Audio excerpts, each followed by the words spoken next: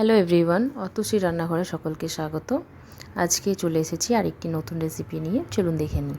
কড়াইতে তেল গরম করে নিয়েছিলাম, ভেন্ডি কেটে রেখেছিলাম, সেটা দিয়ে দেব। হাই ফ্লেমে ভেন্ডিটা ভেজে নেব। ভেন্ডিতে আঠা থাকে, সেটা চিপকে না যায়, সেই জন্য হাই ফ্লেমে ভাজবো। দেখুন ভেন্ডি আমি ভেজে নিয়েছি, একটু লাল করে ভেজে নিয়েছি, নাহলে যখন দইয়ে দেব তখন হচ্ছে কি যে ভেন্ডিটা চিপচিপ করবে, তাই ভালো করে আঠা শুকনো হয়ে যাওয়া পর্যন্ত ভেজে নিয়েছি। ওই কড়াতেই একটু তেল দিয়েছি, শুকনো লঙ্কা জিরে ফোড়ন দিয়েছি, একটু ভেজে নেব। শুকনো লঙ্কা জিরেটা ভাজা হয়ে গেছে, এবার এতে পেঁয়াজ কুচি দিয়ে দেব।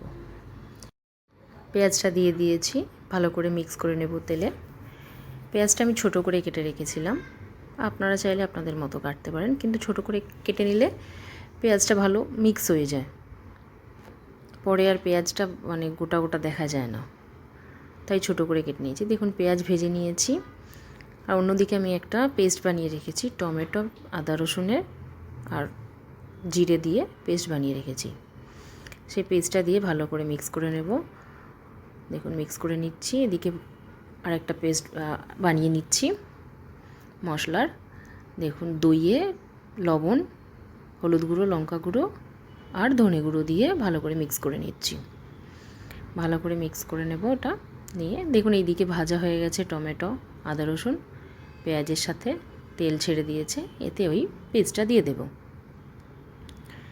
এখানে ফ্লেমটা লো রাখতে হবে, কারণ দই দেয়া আছে এতে, দইটা ফেটে না যায়।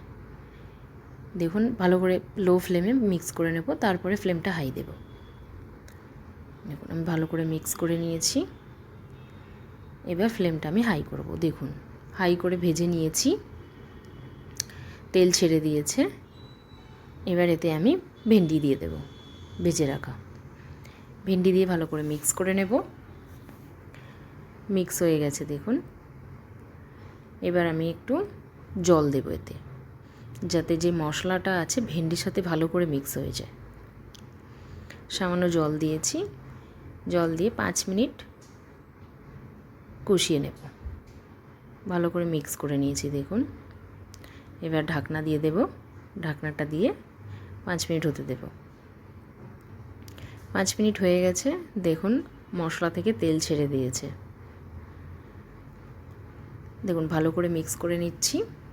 এবার এতে আমি একটু গরম মশলা দিয়ে দেব। গরম মশলা দিয়ে মিক্স করে নেব। বাস আজকের রেসিপি রেডি হয়ে গেছে। যদি ভালো লেগে থাকে রেসিপিটি লাইক করুন, শেয়ার করুন, কমেন্ট করুন, আর আমার চ্যানেলটিকে সাবস্ক্রাইব করুন। দেখা হচ্ছে পরের কোনো ভিডিওতে নতুন রেসিপি।